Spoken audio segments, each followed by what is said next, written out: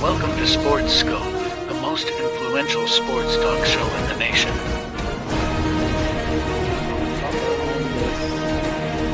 What is today, the 19th? Stay tuned for updates and great sports content. Hello, everybody. Welcome to Sports Scope. I'm your host, Robert Butler, on this 30th day, last day of November, folks. Big game on tonight. Well, somewhat big, I guess. Seattle, Dallas, a couple of big brands, particularly Dallas. Speaking of big brands, I've got Mike Richman coming on. As you can see at the bottom of the screen here, Mike Richman is a writer. He is a Washington Commanders historian. It would be the proper way to describe this gentleman. He's got a book called George Allen, A Football Life. And it's about the former Washington then Redskins coach. And I also wanted to mention the Ford is written by the great Dick Vermeil, Super Bowl winning coach there. So he'll be in 30 minutes past the hour. Plus, Zach Ertz has got granted a release. Pretty funny situation the way that planned out. If he makes through waivers, Ertz will be. If he makes it through waivers, Zach Ertz will be able to sign with another team. Good chance he goes back to the Eagles, perhaps, or maybe a few other teams there. I'll talk about that here in just a second. Plus, I'll give you a few games, not 5 games against the spread because I have a guest tonight. I'll talk about that and more. Let's go ahead and get our only break out of the way. We'll be back here. 49 seconds, hit the ground running here on Sports Scope. Hello, Sports Scope followers. The program has seen tremendous growth since going 5 days a week. I just wanted to thank everybody for your cash contributions and sharing the program with friends and families. Just a reminder, if you want to contribute to the program, go to the Cash App, the cash sign, and Sports Scope. There are other ways to contribute to the program listed at the bottom of the screen. If you want to advertise on the program, go to sports, that is sports with an S, another S, scope, SKOPE, at gmail.com, just like it's listed at the bottom of the screen. Thank you and enjoy the program. All righty then. Okay, tonight's game. Now, Dallas at home against Seattle.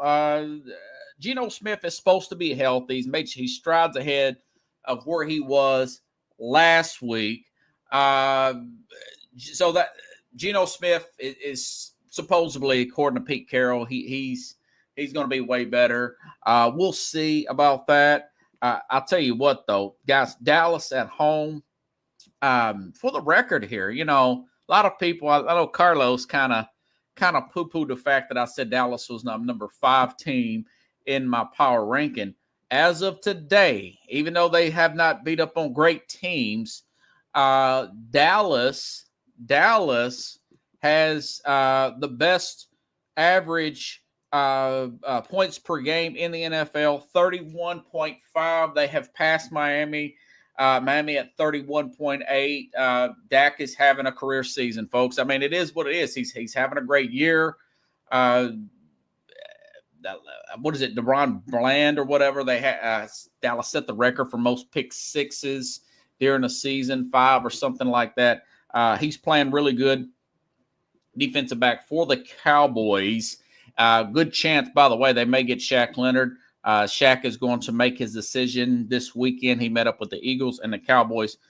Side note there. But that being said, Dallas anywhere from 8.5 to 9.5 point favorites here. You could add this to my points against the spread, like Dallas to win the night and cover that 34-16. I think they play well. I think they play well. They have played well at home. There's no reason to say why they will not continue to play well at home. Seattle is they're an up-and-coming team, okay? I've talked about this last week with Geno Smith, last Friday's show, or was it Thursday? I can't remember. Makes no never mind. With the kind of skill positions that Seattle has at this point, and their offensive line, which is above average. It's not great. It's above. It's very young. It's very young. They should be producing better than what they are. Geno Smith has taken a step back.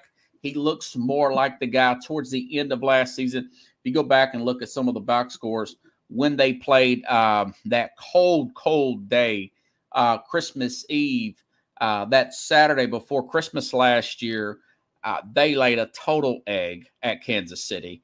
I think Kansas City beat them like 31-7. He was a huge disappointment. Their secondary was nowhere near as good as it is now. The Chiefs there.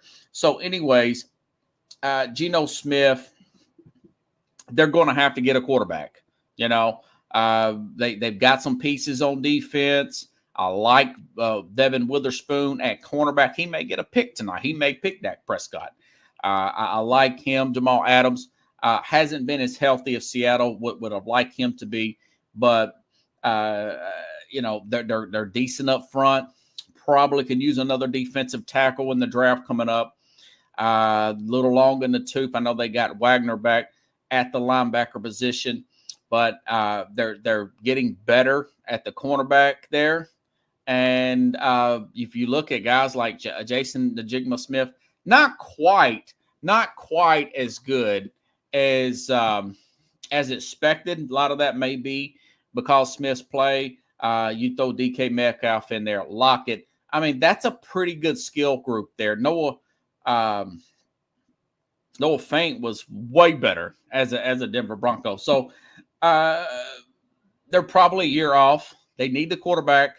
I think they will get a quarterback. I don't know when, either the first round, free agency, or what. I think they'll do something, probably not a big chunk free agency because they're still owe Geno Smith some money. But they've got to answer that question towards the end of the season coming in. They should not have lost to the Rams. I mean, that was just 2 losses to a Ram team that's got a lot of holes in their secondary. The Rams are still in the playoffs. But all that being said, again, I like Dallas tonight to win and cover, to talk about that in a nutshell. Okay, now, Zach Ertz. Pickle says Zach Ertz knows the Eagles. This is hilarious, guys. Okay, now, Zach Ertz he talked the Arizona Cardinal management into releasing him. And in Rappaport reports, before he was released, Arizona Cardinals tight end, he put this on his Twitter feed, X feed or whatever, in Rappaport, for him to give up 1 game check this week to facilitate the move. He's given up a whole game check. Now, depending on what site you go to, whether it be for Pro Football Focus or Pro Football Talk, or this spot track here that I like to go to, he's basically anywhere from $300,000 to $600,000 just to get the bleep out of Arizona, Pickles. Is that hilarious or what? And they're like, okay, we'll get out of here then. They traded for him a couple years ago with the Eagles. Now the Eagles have Dallas Goedert, who's injured. He did play with the Eagles before. He's a much better player, a little bit older player, but a much more talented player than a Dallas Goedert. Arizona's rebuilding. I don't know if I would have granted him that, though. I would have maybe, because I think he's got another year left. I would have probably tried to trade him in the offseason. I was surprised they did what they did, but the owner is pretty cheap. Maybe he simply wanted to save that game check, but he forfeited a game check to facilitate this thing. Now, again, he's got to get through waivers, okay? Now, I could have swore I had this stuff. Okay, here we go. All right, Pro Football Talk. They're really good at Ertz contract. If only one team that Ertz wouldn't want to join that makes the claim, anyone who claims Ertz, he's still on waivers, anyone who claims Ertz would assume the balance of $8.755 million contract with the Cardinals on the hook for Week 13. A new team would owe him $2.43 million, and they've only got, 5 or 6 games left. So, yeah, quite a bit of money. Okay, given his performance to the date, it's a lot to pay. But if a team like the Commanders or the Giants wants to simply prevent the Eagles from bringing back an old friend who could simply become a key contributor down the stretch, Mike Floyer from Pro Football Talk says Ertz could retire or otherwise not show up if claimed by a team he doesn't want to play for. He would be losing $2.43 million. When you get older, that's a lot of money. Now, I know he's made quite a bit, but there's no way I would do that. But I do know that Deion Sanders did it when Marty Schottenheimer, he got claimed and he retired. He didn't want to play for Marty Schottenheimer is what I read. Okay. So it's far better for the Cardinals if he's claimed. If Ertz isn't claimed, he'll be entitled to the balance of his salary as a termination pay unless he agreed to waive in order to get released. Regardless, there's a way for any non-Super Bowl contenders to throw a wrench in Ertz's plan. Whether any team will do it is a different question. Whether any team can, the truth is that every team can. So why are you claiming him when you're 2-9, Spite? So I know that sounds, but yeah. So Mike said that he's seen this before with Deion Sanders not wanting to play for Marty Schottenheimer when he was coaching the then Washington Redskins. Which again, I've got a guest coming on here, just writing a book about George Allen, former coach of the then Redskins, coming up here in just a little bit. Okay, yeah. Pickle says Spite. Yeah. So why are you claiming him? Yeah, Spite. Well, I'm taking this. Seinfeld, Jerry Seinfeld. He didn't like the way this guy assumed that him and Elaine, this suit salesman in air quotes, he didn't like the way that he assumed that they weren't together. Okay. And the guy was real kind of uppity and arrogant to clean it up. So he takes this suit back, and the lady's like, "What are you taking a suit back for?" He said, "Well, spite." He said, and then she's like, "Well, I don't know if we can take it back for spite." So she goes to the manager. She's like, "Well, let me go ask my manager." And you can hear Jerry in the background, looking at him, and she doesn't walk too far away, and you can the microphone can pick up the woman talking to the manager, and she's like, "He said spite." The guy, and then the manager's like, "Spite?" And then a guy comes up to Jerry. "Why are you taking a suit back, spite?" "Well, sir, we don't take suits back for spite." "Well, I don't like it." And he said, "Well, you already said spite, So it's really funny. I missed that show. Sometimes when I renew my Netflix, they've got it right now, and I'll go back and watch some of the old classics. But so basically, somebody could claim Zach Ertz for spite against the Eagles, and part of me kind of wish they would. I mean, Eagles are really stacking their team. I hope that Dallas can find a way to sign Shaq Leonard, and so we'll see how that thing plays out. Now, okay, other points against the spread here. Okay. Now Miami minus 9.5 at Washington Commanders. Speaking of the Devils here, remember a few weeks ago, the Raiders went down to Miami, double-digit underdogs. I want to say 13.5 points. Miami coming off a bye week looked like a perfect storm for the Dolphins to roll like they have early in the season, back when they played Denver and put 70 points on them. Well, that didn't happen because that was one of my predictions. Remember, folks, that was a 7-point game. the Raiders covered. The Raiders covered on the road. Washington is getting 9.5 at home. Now, mind you, folks, Washington got humiliated just a week ago tonight, right? Tonight's Thursday. A week ago was Thanksgiving. They got humiliated at 40 million people watched that game in Dallas, okay? And after that game, Ron Rivera ends up firing Jack Del Rio, fired the defensive coordinator. And, teams that usually get beat like that bounce back, okay? This game's going to be played at Landover, Maryland, where the Commanders play. I expect the defense to really be spread out and probably play some type of zone. I do think that two things can be true. I do think they'll get a lot of yards. I do think Tyreek Hill will probably get 125, 140 yards in this game, okay? But I also think that this team will play better. They know that Rob Rivera's job is on the line. It may not save his job regardless. He's probably dead men walking, job-wise anyways. But that being said, I think the pride will take place here. I think they'll run the ball with Brian Robertson. I think, obviously, I do think Miami will win the game. And plus, this is the second road game for Miami, too. They went home, went back on the road. So this feels like a 27-23 Miami wins. But Washington, that 9.5 is a lot of points now. I think they will cover that. Okay, now this one's a little bit more tricky.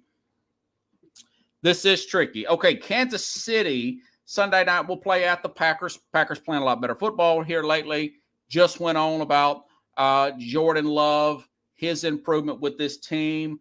But also, I like this Rashid Rice here, Kansas City Chiefs.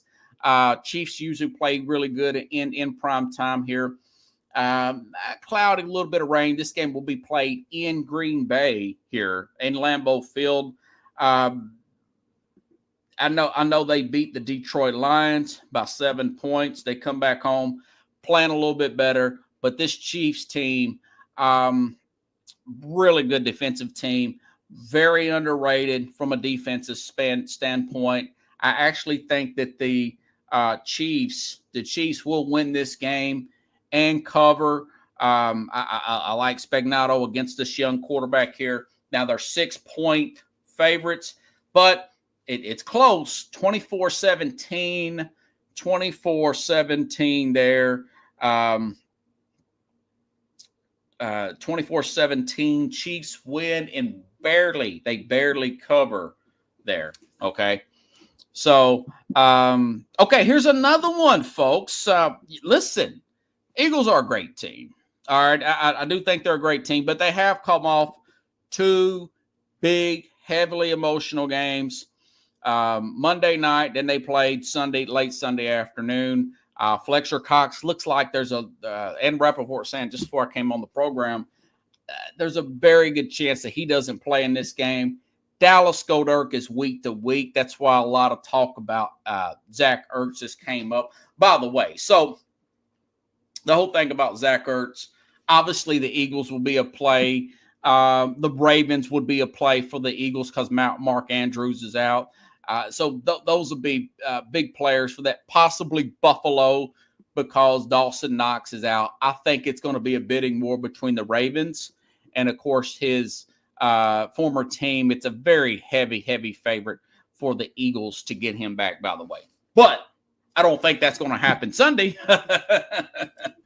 I don't think he can come back and play. Maybe they can figure it out, but I don't think so. I think he's good. He's taking this week off, taking the game check off, and I think he'll be back next week. Either way, 49ers, Eric Armstead's supposed to be back. Pretty healthy. Healthiest they've been in a long time here. A little bit of light rain. Listen, folks, the Eagles are 27-28. Depending on what week you watch against the pass, I do think that I think the 49ers get them back and they win this game. We'll talk about this again tomorrow with Carlos Mad New Yorker Chavez. But this feels like 27-22 49ers get the road win against the Eagles, and they cover. That's just 2.5. They're 2.5-point favorites on the road. Okay, this is the game of the week, but this is also a game that I like against the spread, folks. So this is one primetime money 49ers will run the rock. Yeah. Even though Eagles got a good defensive line, the Niners will find a way to run between the gaps there on the corners with that zone block and running scheme with Christian McCaffrey here. This would be really impressive if the Eagles can win these next. The Eagles got Dallas next week. And see, Dallas is playing tonight. This is a huge advantage for Dallas. They're playing tonight, not unless somebody big gets injured tonight, go figure. But Dallas playing tonight. Okay. Eagles are playing late Sunday afternoon. They're going to play. They're going to play at Dallas next week here. I don't know what the time is. That maybe they flex it out. But either way, the Eagles. This is the toughest part of their schedule. And then after this, I want to say they got Arizona and the Giants twice after this, and then it's pretty much to walk in the park for the Eagles. It's a walk in the park here for the Philadelphia Eagles. But I do like the 49ers cover that 2.5. Kansas City cover that 6. And the Washington and the 9.5 at home against the Miami Dolphins. There were some other games that were pretty close here. Lions -4.5. The Saints. Lattimore's still out there leading corner. I can't trust either one of these teams right now because the cornerbacks are out for the Lions. I didn't touch that game, Pickles. I just, the Saints are getting 4.5 at home. Both teams coming off loss. Both teams really need these wins. The teams like the Titans +1.5. That was tempting to take that against the Colts, but the Colts are playing much better now. Look how good the Colts offensive line is. Gardner Minshew, Titans, shaky secondary. I could see the Titans finding a way to run the ball and move it against that shaky secondary of the Colts as well. Mike Evans had a good day against the Colts last week. Games like that are really close that you could see just stay away from games. The Titans and the Colts are staying away from games. The Lions and the Saints is a stay away from game. The Falcons and the Jets, that may be the worst game on TV. Pickles. The Falcons and the Jets. Maybe if you want to alternate the spread, the Jets are getting 1.5. You have the option to do that on FanDuel. You can alternate the spread there. Maybe give the Jets 7.5. Something like that of that nature. Yeah, maybe take the Jets. But other than that, Aaron Rodgers is refusing to rule out early return despite quarterback admitting he remains somewhere near ready after. So I don't know if Rodgers – maybe they feel motivated by that. They play well. They beat the Falcons. But my thing is that is an awful game. That game will be on Red Zone, Pickles. That particular game will be on Red Zone all day, and nobody wants to watch it. I don't even know the name of the backup quarterback right there. I know it's going to be Ritter versus whoever the Jets decide to put in there. That other guy they played, they got smoked against the other guy. They got who was it? that the Dolphins went up there and beat up on last week. Okay, so it looks like Mike Richman is backstage. Perfect, my friend. Perfect. Okay, so let me introduce my guest here. Mike Richman is a Washington Commanders historian, independent journalist, and he can correct me if I'm wrong there. He wrote a book. He wrote quite a few books about the organization. Tonight, we'll talk about the latest book he has. Let me make sure I got this right. George Allen, A Football Life. The Ford is written by Dick Vermeil. So let's go ahead and bring Mike in. Hey, Mike, how you doing? How you doing, Pickles? No, I'm Robert. Robert, I'm sorry. I see. Yeah, Pickles on the screen. Yeah. Okay. Yeah. So you know something that how do you know what start to say Mike Vrabel. Oh God, who wrote your Ford there? Dick Vermeil. Dick Vermeil, excuse me. Yeah. By the way, I wore the maroon tie in honor of the Washington Commanders / Redskins. How about that? Okay. I appreciate that. I appreciate that. Yeah. So, how do you know Dick Vermeil? I mean, I love Dick Vermeil. I mean, he's great. Right. Oh, I don't know him personally. I know of him, and I know that he was George Allen's selection as special teams coach in 1969. Okay. Allen hired one of the first special teams coaches in the league, who happened to be Dick Vermeil. The Eagles hired Marv Levy the same year, 1969. So those two were the first two special teams coaches. So I knew right off the bat that he would have some great things to say about George Allen, and sure enough, he did. He was a great forward. Yeah. Yeah. You know, I was researching the program for the program last night. Sometimes I get insomnia, right? And I was looking at an interview of George Allen, like 1975. And I like what he said. He said, yeah, I really like this guy. You know, he was talking about Marv Levy. I'm like, man, Marv Levy. And you said Dick Vermeil, two Super Bowl level coaches. He's got a heck of a coaching tree. Oh, he absolutely does. I mean, not only Vermeil and Levy, but there were other assistants that coached under him who went on to become great head coaches in the NFL, such as Ted Marchibroda being one, who, after being an assistant with Allen with the Los Angeles Rams and the Redskins, Marchibroda, of course, went on to have some great years with the Baltimore Colts. And later, I believe, he coached the Indianapolis Colts in later years. But he's one of them. But there were many other assistants that coached under Allen that went on to great careers. Howard Schnellenberger, great college coach. Yeah. Won national championship in Miami in 1983. He was an assistant under Allen in, I think, both 66 and 67, or it may just been one of those years. But he was an assistant under Allen back then. Yeah. So he was Bill Parcells. Allen has quite a coaching tree. What's that? Is he Bill Parcells before Parcells? You know, everybody talks about Parcells' coaching tree, you know? Yeah, well, Allen was so defensive oriented, and Parcells was the same thing. Their primary focus for both of them was defense. Although Allen also incorporated special teams.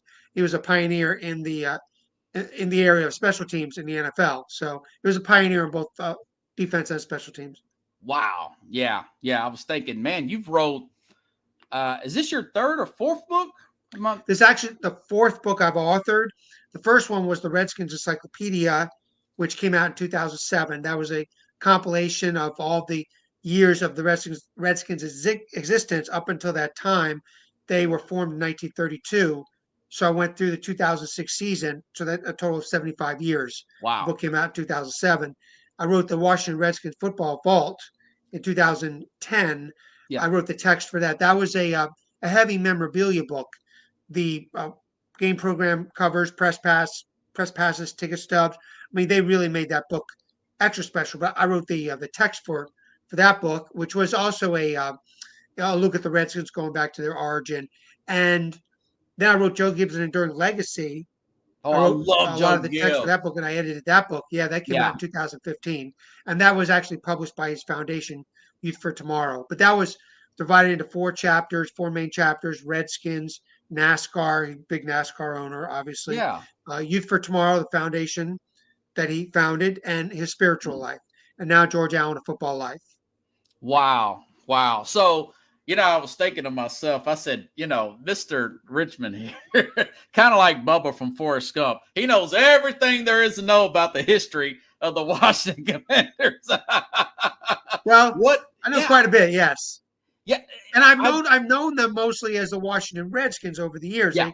The Commanders just, it was initiated, I think, 2021. So I've known them mostly as the Redskins. And George Allen, when he coached the team, they were known as the Redskins back then. And also, you ask most of the players today, they of course played for the team. The great players, they played for the team when they were known as the Redskins, and even don't have to be great players, but any players for that matter. Yeah. They want to be remembered as Washington Redskins. Yes, yes. And you mentioned that in the email, and don't let me forget that. You mentioned the logo that George Allen, he had. What is the connection with him with the Washington Redskins logo? That is fascinating. It is a fascinating story. So prior to the 1972 season, a prominent Native American named Walter Blackie Wetzel, he was chairman of Blackfeet Nation in Okay. Montana, but he also had a presence in Washington, D.C. He was president of the National Congress of American Indians for several years in the early to mid 60s. So he liked the Redskins. He followed them when he was at DC. Yeah. And prior to the 72 season, he approached George Allen, who was the Redskins coach at the time, and he said, Coach, listen, I don't like the R on the Redskins helmets. That it was a R logo that Vince Lombardi had envisioned. Yeah. Lombardi coached here in 1969. So he wanted something resembling what he had in Green Bay. He had the G in Green Bay. So that's how the R on the helmet came about. So the Redskins had that in the 70 and 71 seasons. So Walter Blackie Wetzel said, I don't like the R on the helmets. We need something more creative, something Yeah. depicting a proud Native American. Yeah. So Allen said, go back to your tribal officials, come up with some ideas and come back to me. Let me know what you have found out. So he came back with a composite of the Native American chief on the Buffalo nickel, which Okay. is the logo that existed on the Redskins helmet for almost a half century before it was retired in 2020. But Allen okayed that. When Wetzel came back with the idea, Allen okayed that, and that's how that logo was approved. Wow. So I mean, that just goes to show you that there's a positive connotation behind Redskins.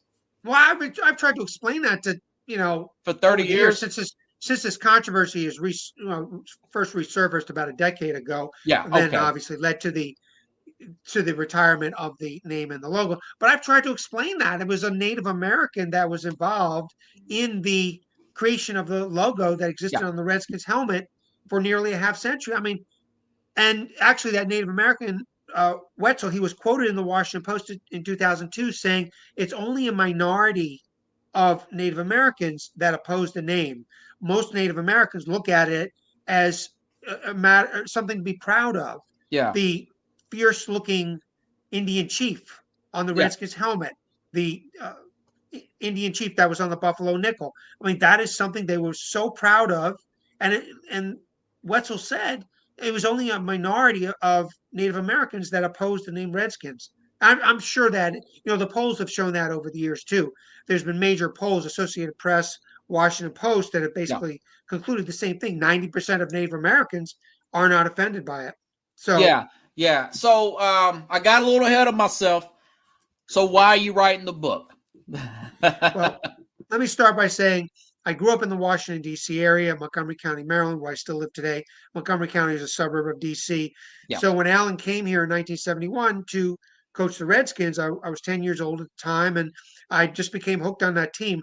That was my team to follow every Sunday. And I would really, I got so attached to the team that, I would be on a high if they won, and I would Yeah. be depressed if they I'm lost. out So, of Nashville. I feel you with the Titans and right. University of Tennessee, the college team. So go ahead. I'm sorry. Go ahead. Yeah. Great college team, by the way. Yeah. So anyway, so that was my team, and I got to know Allen as the coach, and I knew all the players and their numbers, and so forth. And even my father, he owned a men's clothing store here, and he invited one of the players to come for a promotional appearance, and it was running back Charlie Haraway, who was a Larry Brown's blocking back in the late 60s, early 70s with the Redskins. So I got to hang out with him for a day. I was in heaven that day. And so he had Yeah. all these things up. And I went to the two most famous wins in when Allen coached the Redskins here, the playoff games in 72. They beat Green Bay in the opening round in the 72 season. Then they beat Dallas.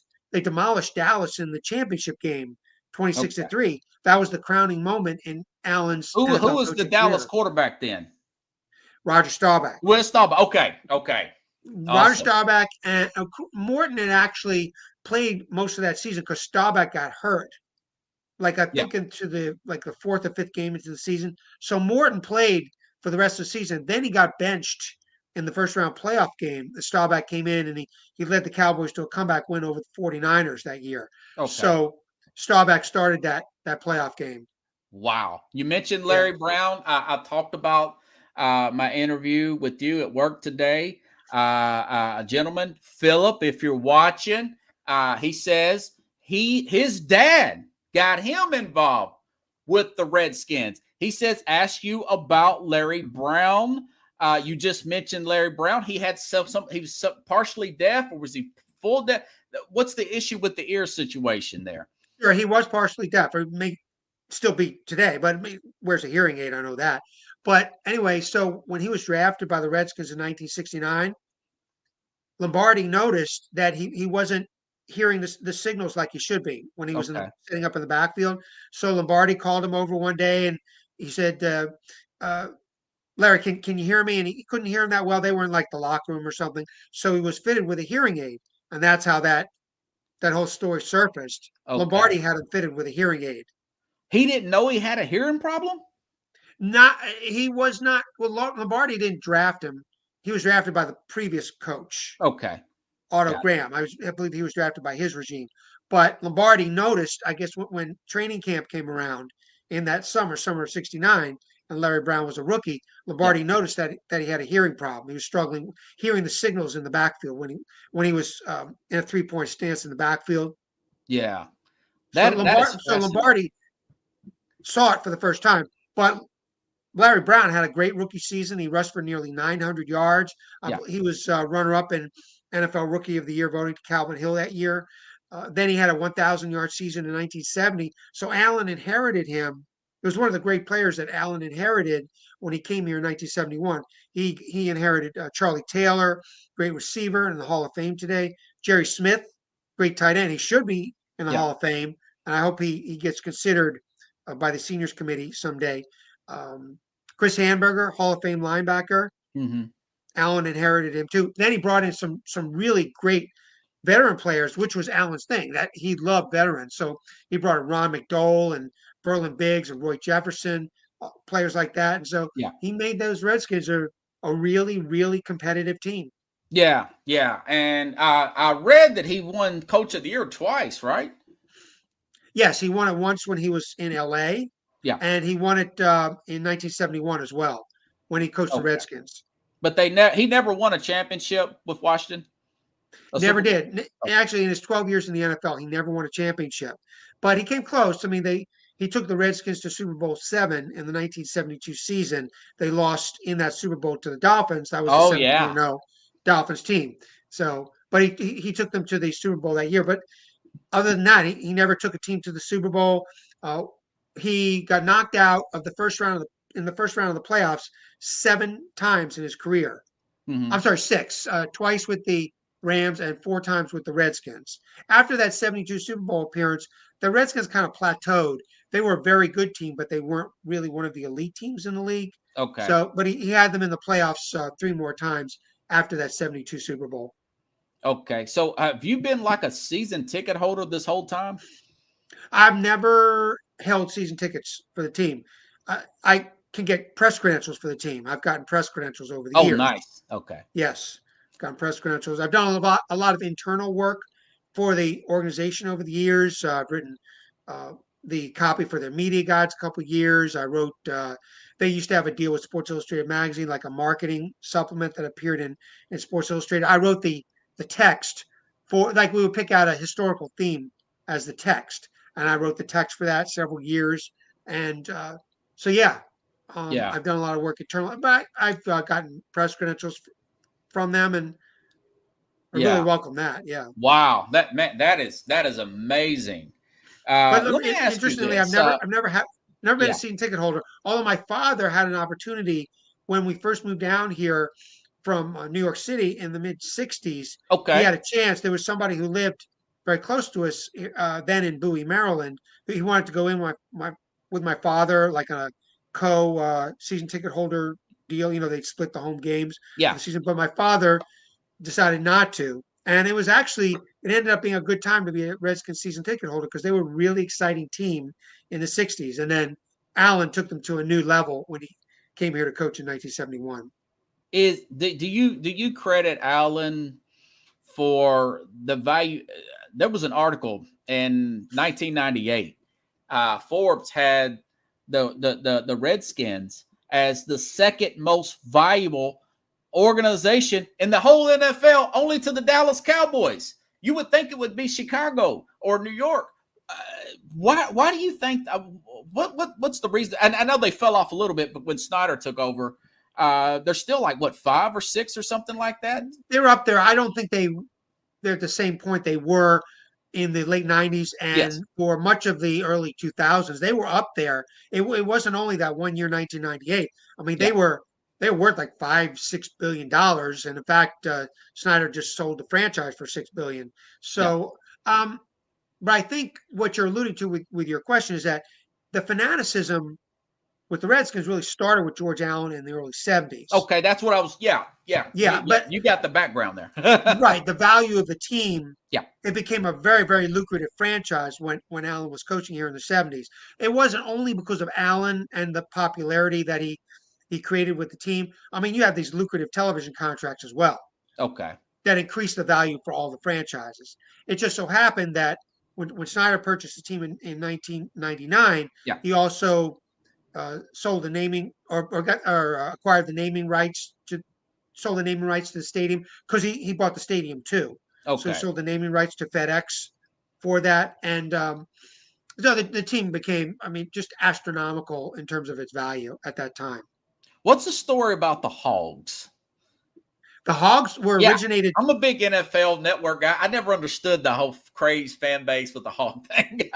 Sure, the Hogs originated during the Joe Gibbs 1 era. He came Okay. here to coach in 1981, and that year he acquired a lot of the players who later became the Hogs. He Yeah. signed Joe Jacoby as a free agent, offensive tackle. Russ Grimm, Uh huh. great guard out of Pitt, signed him. Yeah. Mark May, another great player out of Pitt, signed him too. So, and then he had a free agent. He inherited a free agent center named Jeff Bostic. So all those Okay. guys became the Hogs, and they remained with the Redskins throughout Gibbs' entire, So except for that's Mark what the May. He fans left. got to dressing up like the. Okay. Right. Well, they were named the offensive coordinator, Joe Bugle, Yeah. coined the term hogs. It has something to do with, I guess, one day in practice, he wanted them to get down and dirty or something like that. You get down, pick pen, you Yeah. hogs. So that's how the name was originated. Wow. Wow. But What it's is your stuck to this favorite? day. Yeah. What's your favorite team year wise for the? I know they got three Super Bowls now. In the '80s with Joe Gibbs, 3 different quarterbacks. What's your favorite year? What year that really sticks out more than the others? Being a longtime fan and writer of the organization. Sure, I would have to say, well, I'll just go with Gibbs' greatest team, which was the '91 team. It was the I mean, night. Okay. it You was know, the that was the '83. first Super Bowl I've ever watched all the way through. I mean, I'm 42 now. My dad watches the program. I've watched a little bit in the 80s of a little bit of the 85 Bears. That was a blur to me. I watched a little bit of the 89 Super Bowl, the Bengals and the 49ers. But that 91 Mark Ripken led Super Bowl team, Mark Schlereth on that team, I watched it all the way through. I was hooked on the NFL ever since. And you're saying that's the best team? I think of the 3 teams that went to the Super Bowl or that won Super Bowls, I think Yeah. that was Gibbs' best team. The '83 team was a phenomenal team on offense. I mean, they were what they scored 5 or league record 541 points that year, Wow. but the defense was really lax. I don't think the Okay. defense was.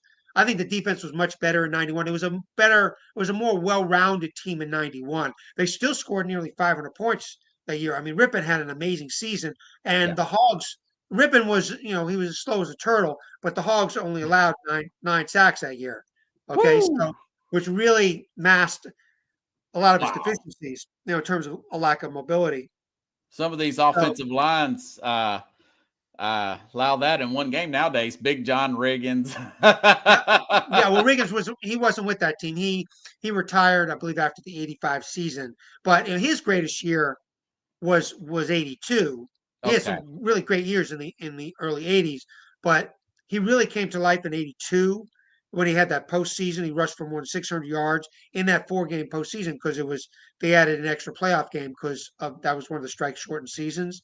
So Okay. he had that amazing postseason run, literally and figuratively, in the 82 season, and he was MVP of the Super Bowl when he rushed for 166 yards, Super Bowl 17. But he also had a great year in 1983. But yeah, to answer your question, I would say it wasn't only my favorite year, but that was Gibbs' best team. So I would say since it's been more than 30 years since they have had that dominant a team, Yeah. I would have to say that's the team that I really long for. Put it that way. I'm glad you said that, 'cause that was ironic, man. 'Cause like I said, that was the year I really fell for the NFL, and that is something else. Okay, let's fast forward until now. You got a new owner here, Josh Harris. What's your thoughts on the organization going forward with the new ownership and all? Sure. Well, I think Harris and his team will really put their mark on the franchise for the first time with a new coach after the season. I think it's inevitable that Ron Rivera and Okay, his staff are going to be fired. I don't think it's going to happen during the season. I think they could be knocked out of the playoffs any of these coming weeks. I don't know what the mathematical situation is, like how many losses they need to have, he's going to go. I mean, Rivera's been here. This is fourth season, yeah, and he's just been mediocre the whole time. He's really been a mediocre coach throughout his tenure in the NFL. He had, I think, 2 great seasons. He had that 15-win season in Carolina, yeah, 2015. Yeah, Carolina. I believe he had an 11-win season in Carolina as well. Other than that, he's really been like a 500 level coach. But he's done going back to the Hogs. yeah, He's done very little with the offensive line, if anything. And this year, we see it with all of the times that Sam Howell's been sacked. It yes, was 60 times, if not more, this season. You just have to think back to the Hogs, and if you have that dominant offensive line, that will. I mean, first of all, they have really good playmakers, receivers, running backs. Sam Howell. I mean, he's yeah. the Will future Sam? So you're quarterback. saying Howell will get another opportunity next year? Oh, absolutely, yeah. Okay, okay, I think he's established himself as the franchise quarterback at this yeah, point, uh, heading into the future. They need an offensive line, though. They need, like the Cowboys, for instance, they have several future Hall of Famers on that offensive line, potential future Hall of Famers on that offensive line, at least 3 players. You need a great defense as well, and they have good defensive players. But yeah.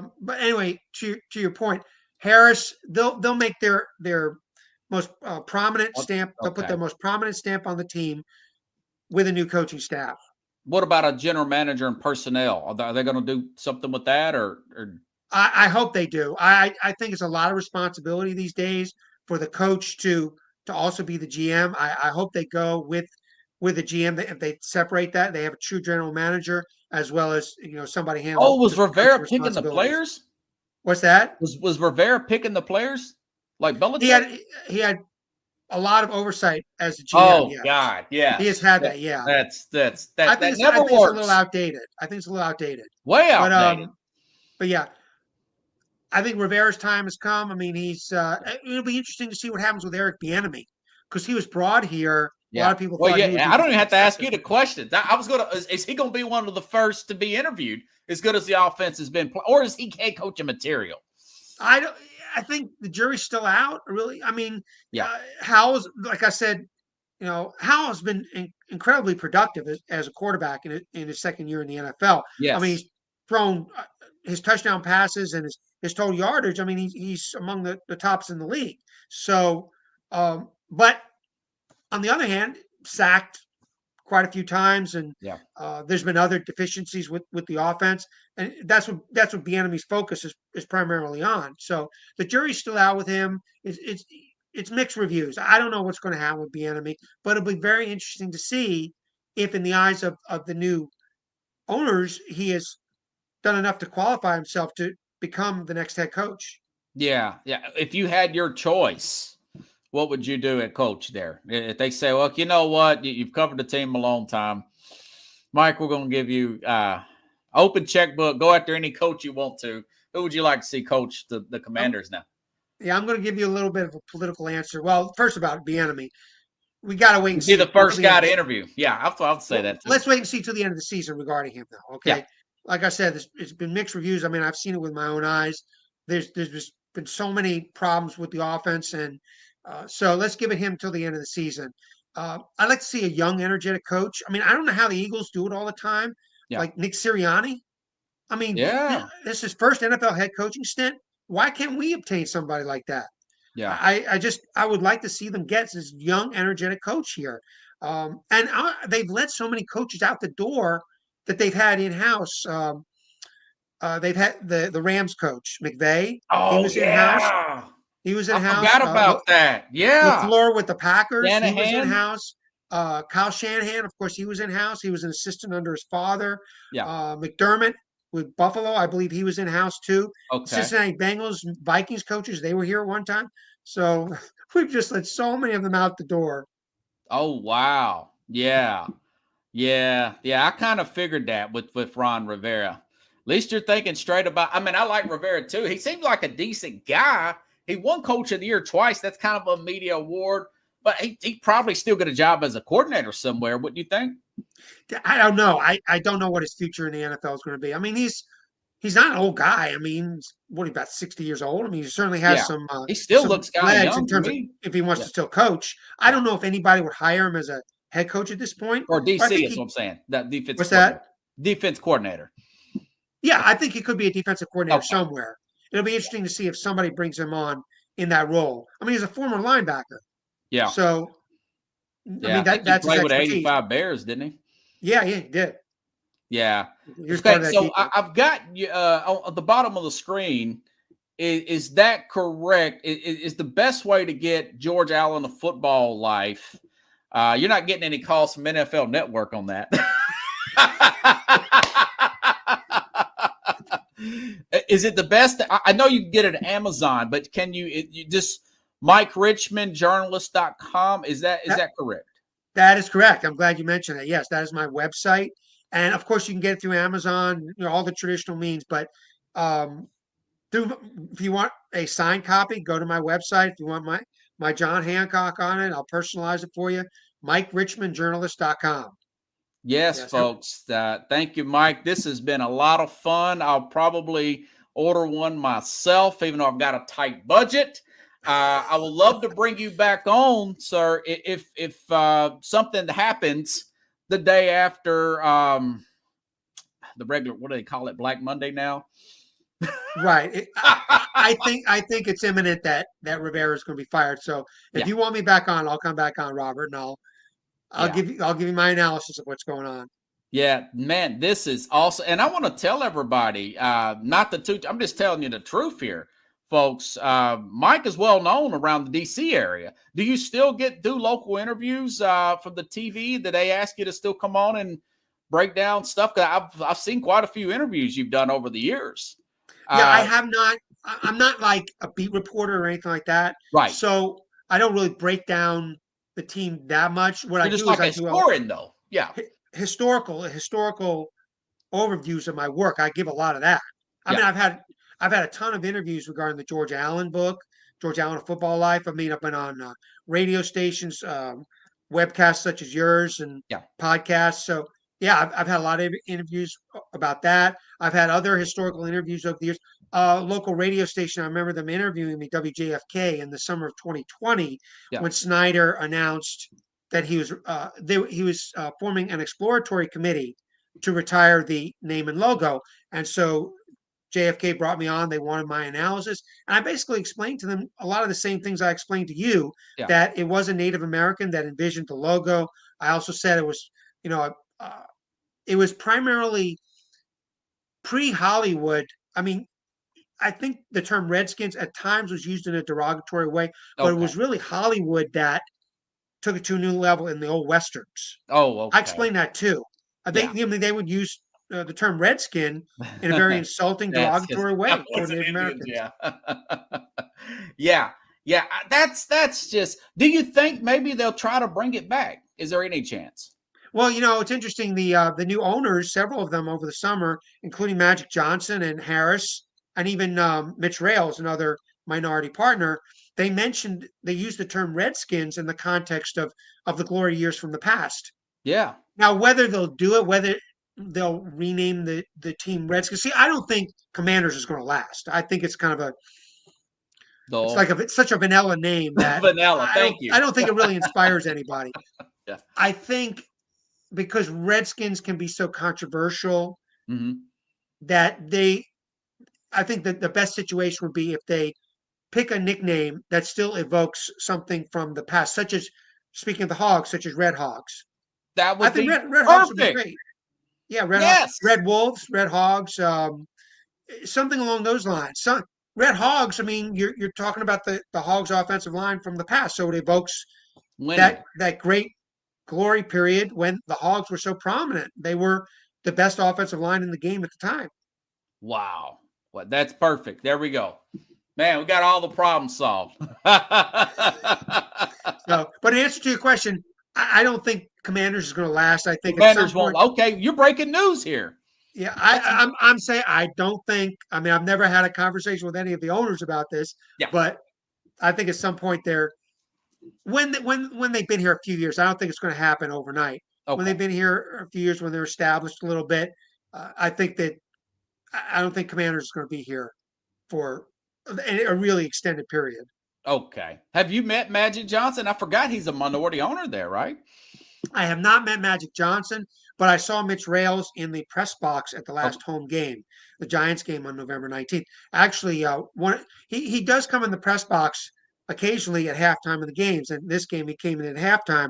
I shook hands with him, and um, wow. yeah, he's a Montgomery County native, as is Harris. Harris is from Montgomery County, Maryland, too. So Yeah. Yeah. A lot of people don't realize that the stadium's in Landover, not unless that's changed. no, it's still Landover, Oh, Maryland.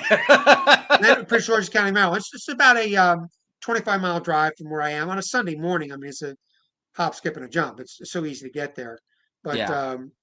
but yeah, Rails and Harris are from Montgomery County, Maryland, DC suburb, and so Wow. they know about the glory years of the Redskins, and they want to bring that back. Wow. Made me think about that song, Glory Days. That's Jersey, I know. You're in Nashville. Yeah, I'm out of Nashville. Yeah. So So the Redskins at one time were known as the team of the South. Wow. Yeah, they were the southernmost attraction in the NFL because Right, because there were the no other Panthers didn't teams. come till later. Yeah, Atlanta didn't come till Atlanta later, right? came in 1966, I believe. New Okay. Orleans was 67. And of course, Carolina and the Tennessee The franchise. Florida teams, yeah. Yeah, well, the Dolphins came around 66. Jacksonville was like 90s, but Yeah. Carolina was 90s, and Nashville was 90s as well. So Yeah, later 90s for us. yeah, so the Redskins were the southernmost team in the NFL, and their owner at the time formed this vast broadcasting network. The games were broadcast all throughout the South, including in Tennessee. In Wow. fact, Steve Spurrier, who's a Tennessee native, I remember him saying when he came on as the Redskins coach in 2002 Yeah. that they would get Redskins games down there. That was the team they followed, and Joe Gibbs Wow. too. Joe Gibbs too, being from North Carolina, he said the same thing. But man, small, yeah, Spurrier. Yeah, he's from East Tennessee. Yeah, Johnson won a City, right? Heisman. Yeah, yeah. He's over there close to Oak Ridge. There's like a nuclear plant and everything, and he still loves to rub it in, man. I'm a University of Tennessee fan. So Right, yeah. and he was Florida, yes. Yeah, he's Florida guy, and Tennessee didn't want to play the kind of offense, and that's why he went to Florida and won the Heisman. But hey, you're really taking me back here. Yeah, how long was he there? 2 or 3 years? Did you think he was going to last with the Redskins? He lasted here only 2 years. Yeah, Yeah, he wasn't a pro coach. He didn't really like it here. yeah. He was here 2002, 2003, and yeah, he brought a lot of his college players here who couldn't hack it in the NFL. So Danny Warfel, right? Danny Warfel, and there was another quarterback he brought from Florida. I forgot who that was. It's been so long. It's been more than 20 Such a years. nightmare. You just like to forget those years, huh? Yeah. Oh, it was such a nightmare. Well, the 2002, he was 7-9. Yeah. Yeah, close to Wasn't too 500. But bad. 2003, oh, they were so horrible in 2003. They were 5-11 that year. There was just so much turmoil within the team. That Yeah. was the year that Bruce Smith broke the sack record, Oh and Bruce yeah. Smith and Bruce Smith, he sounded really selfish and self-centered. He said at one point, "I have personal goals and team goals."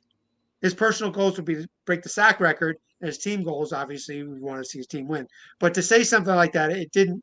It wasn't a great public relations move. Yeah. I remember that year that Washington got all those stars. Remember they got like Dion and Bruce Smith. Bruce Everybody Smith. thought they was going to the Super Bowl in 2000. Yeah, Mark Carrier, Jeff George. Yeah. Oh, that was a disaster as well. That was 2000. That was actually Snyder's first chance to put his fingerprints on the team. Yeah. The 2000 season. See, 99, he owned the team as well. And that was his best season owning the team. They finished 10-6 in the regular season and made the second round of the playoffs. The very following offseason, the 2000 offseason, he acquired all these free agents who had made their marks with other teams, so aging players, and Yes. they really had no mileage left in them, very little mileage left in them. So he acquired them. He destroyed the chemistry from the 99 team by doing that. Deion Sanders, he wasn't a Washington Redskin. Bruce Smith was a Buffalo Bills player. I mean, Jeff George was a mercurial player. I mean, he was getting in arguments with coaches and teammates and Yes. everything. He had no right to be here at all. In fact, Marty Schottenheimer, who became the Redskins coach in 2001, he kicked him off the team after the second game of the season. He couldn't stand him. Dion said that he wanted to. I read this today. He wanted to retire because of Schotten. He didn't want to play for Schottenheimer or something like He that. did. I believe he did step down at that point.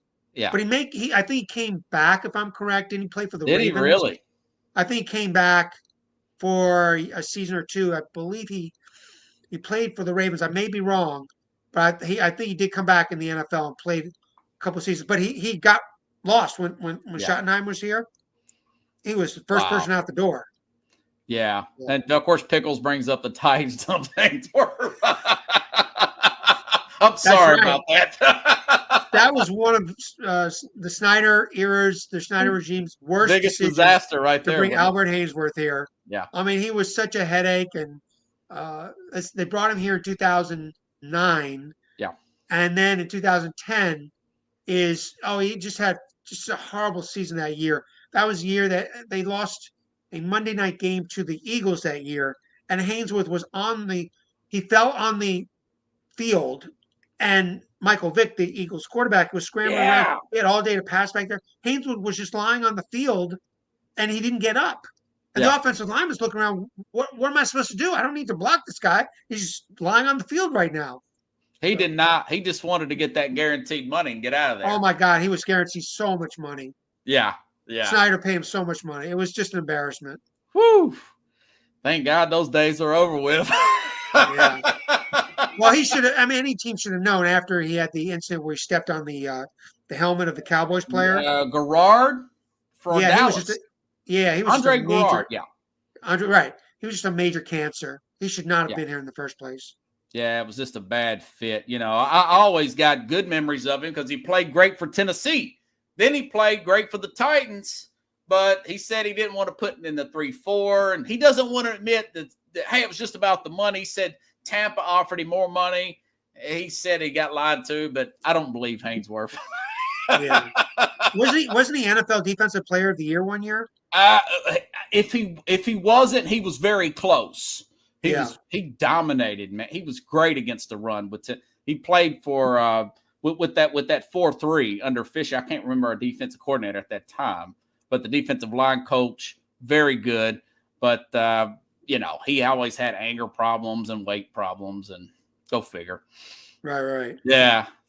So he was just a major headache. It was just a bad decision for Snyder and his front office to bring him here. But it was one of the egregious mistakes that Snyder made during his ownership. I mean, one was alienating Brad Johnson, who was a really good quarterback in the 99 season. He had a 4,000-yard passing season, but then he acquired Jeff George. So Jeff George and Brad Johnson were competing throughout the 2000 season. They were playing a few games here and there. and it just made Brad Johnson so angry, and he left And won the after that Super season. Bowl with Tampa. Exactly. He got a Super Bowl ring with Tampa. And then the second worst mistake, in my opinion, was getting rid of Martin Schottenheimer. Because Schottenheimer coached the team to an 8-8 Disciplinarian. record. Yeah. Disciplinarian. He coached them to an 8-8 record in 2000. And Yeah. they started 0-5 that year. And I think he would have continued with them. He would have had them in the playoffs. He was a disciplinarian, but the players figured out, they rallied around him. At first, they didn't like him. Like we said, Deion Sanders, he got lost. Yeah. Darrell Green didn't like him. Bruce Smith didn't like him. But then they rallied around him. He I was a coach. forgot Darrell Green was still on that team. Wow. Yeah, he retired after the 2002 season. He played 20 years here. Boy, he was great, man. My dad loved Darrell Green. Mr. Consistent. Do you have anything else you need to plug, Mike? All of my books, actually, 3 of my 4 books are available for sale through my website. The Washington Redskins Football Vault sold out after its first printing in 2010, 6,000 copies. But I have copies of all of the other books, especially, of course, the George Allen, A Football Life, and the Redskins Encyclopedia, and Joe Gibbs, An Enduring Legacy. All of those books are available and make for great holiday gifts. And just go to my website, MikeRichmanJournalist.com. I'll give you a personalized copy, signed copy, and And it'd be cheaper if they're shipped through your website than order them individually through Amazon, right? I believe so. Yeah. Okay. If you're I gonna read that off your website. yeah. Well, if you're gonna buy those individually, first of all, the Joe Gibbs book isn't available through Amazon. Okay. It's only available through me. Okay. So the Redskins Encyclopedia is the only other book that's available through Amazon. Okay.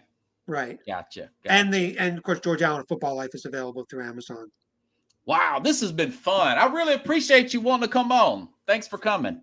Thank you very much, Robert. I really loved the conversation. Sorry I butchered your name when I first got on. Oh no, Pickles. He's one of my regulars that you like to chime in. Him, Chad, Olivia. I mean, yeah, I just it's kind of like a little crew here. Yeah.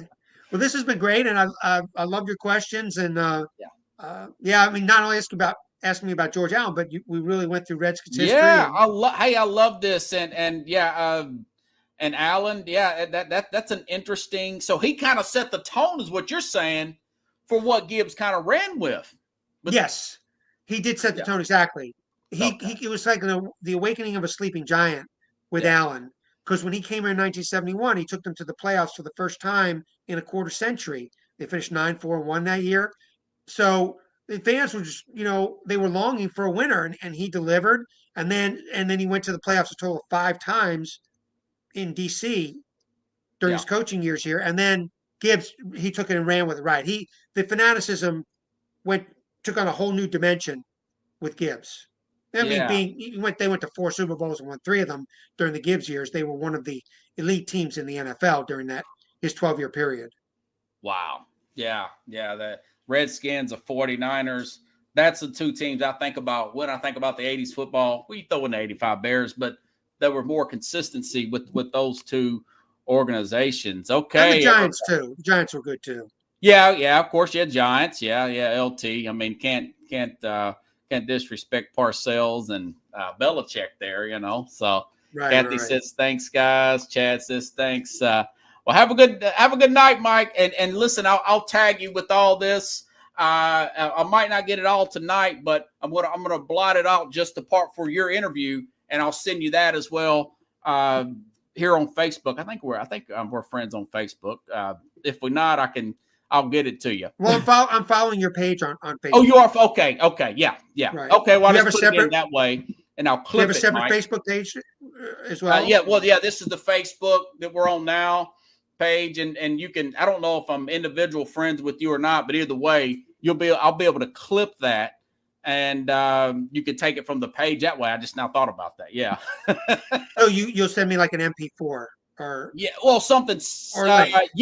Yeah, I could do that. And but I'm saying, like, here on the Facebook part, take out the early part of the show, just the interview with you. And you can use it for whatever you want to. That I would really appreciate that. Yes. I would like to use it for my own social media as well. Yeah. I'll comment on your page too. Yeah, I'll do that. And of course, I've got it on Spotify. I can send you the podcast too, because I download the show to the podcast.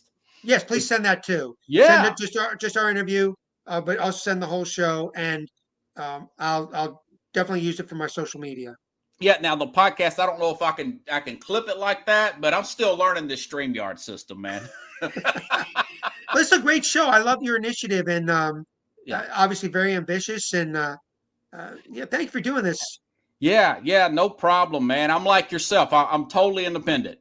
It's all me. All my own money. Now I got a day job being a mail carrier and medical lab carrier, and then 5 days a week I do this show. It's the second year of going 5 days a week. It's a major sacrifice. I used to work 14 hours a day. Now I work about 8, and then I do the show 5 days a week. So, That's great. Yeah. So trying to get the national radio show going, but I'm just doing it by my own rules, if you know what I mean. Yeah, sure. Well, we'll keep me in mind if you want to have me back, talk about it when the coaching change does happen. Yes. We can talk about that. That's huge. I bring in former Dallas Cowboy Jim Jeffcoat. I'm sure you're familiar with him. Yes. I work with him on Sundays, and sometimes he comes on the program. It's a very good friend of mine. Been working with him for about 3 years. And I've got a super friend that's getting pretty well known. His name is Jamie Paggs, is a Philadelphia guy. And I got Jack McGraw, better known as John McGraw, better known as Mac. He's a super Giants fan. So I got the whole NFC East. Well, that's good. Yeah, in there, you'd be there. There you go. We got the Commanders. Yeah, I think the Eagles are the cream of the crop right now, but it'll be interesting to see what happens to them in the playoffs because, while the Eagles are just dominating everybody right now, they have been, I think they trailed at halftime of the past 4 games, which is not really a good sign. Okay. I think though they are. Who do you like Sunday, real quick? 49ers, Eagles? You're going to have to tell me where that game is in San Francisco. It's at Philadelphia, right? Yeah. It's at Philadelphia? 4:25 Eastern. At Brock I like Purdy. the 49ers. I already made the prediction. I'm going to go with the 49ers. Yeah. They're 2.5-point favorites. And they're healthier, too, by the way, than the Eagles. Yeah. Go Dirt's out. Fletcher Cox is probably not going to play. Right. And the Eagles, I don't want to say they were lucky to beat the Bills on Sunday, but hitting a 59-yard field goal in the driving rain. In the driving rain, yeah. Yeah. So, and also, their special teams really stepped forward for them. Yeah. They had a block kick, and the Bills kicker also missed a chip shot. So all those special teams plays decided the game. Speaking of George Allen and special teams, he was the pioneer in the area of special teams in professional football. And I think the Eagles are like 28th against the pass. I'm like you. I think it's going to catch up with them in the playoffs. They lost the Super Bowl. No team has went back, not named New England, since the salary cap era began in '94. Went back to the Super Bowl, and you know that, right? Yes. So, I think this is going to. I agree. It's going to catch up to them. I think that being behind at halftime in the past 4 games, and also the regular season doesn't dictate everything. You just look at the 16-0 New England Patriots from 2007. Yep. They were rolling over everybody through the regular season, and then of course they won their first 2 playoff games. Then they lost in the Super Bowl. So I don't even know if the Eagles are happening. I see it. Yeah. Here in Tennessee, the Titans, they get put out in the divisional round in 2000 to the Baltimore Ravens. They lost the Super Bowl the year prior, and I'm still getting over that loss, man. Yeah. Well, I'll tell you what, I got to give it to Jalen Hurts. I think he and Mahomes are the top 2 quarterbacks in the league right now. Yeah. And to have one of the elite quarterbacks, that takes you a long way. You really need an elite quarterback to win a Super Bowl. And the Eagles have that. And it's probably his MVP to lose at this point. I would say so, yeah. And they have great receivers, Brown and the other guy. Yeah, and, I know. We gave him A.J. Brown. A.J. Brown, yeah. Their offense is solid, but I know Fletcher Cox is out. So yeah. Goldart's not going to play. They might get Zach Ertz, but not this week. Right. So have a good night. Thank you, Robert. I appreciate it. See you, buddy. All right, everybody. If you'd like the show, share the show. Tomorrow, I'll be back here with Carlos Mad New Yorker Chavez here. Mad New Yorker Chavez here. Same time, same place here on Sports Go. So please share the program. Great guest. Great crowd here tonight as well, everybody.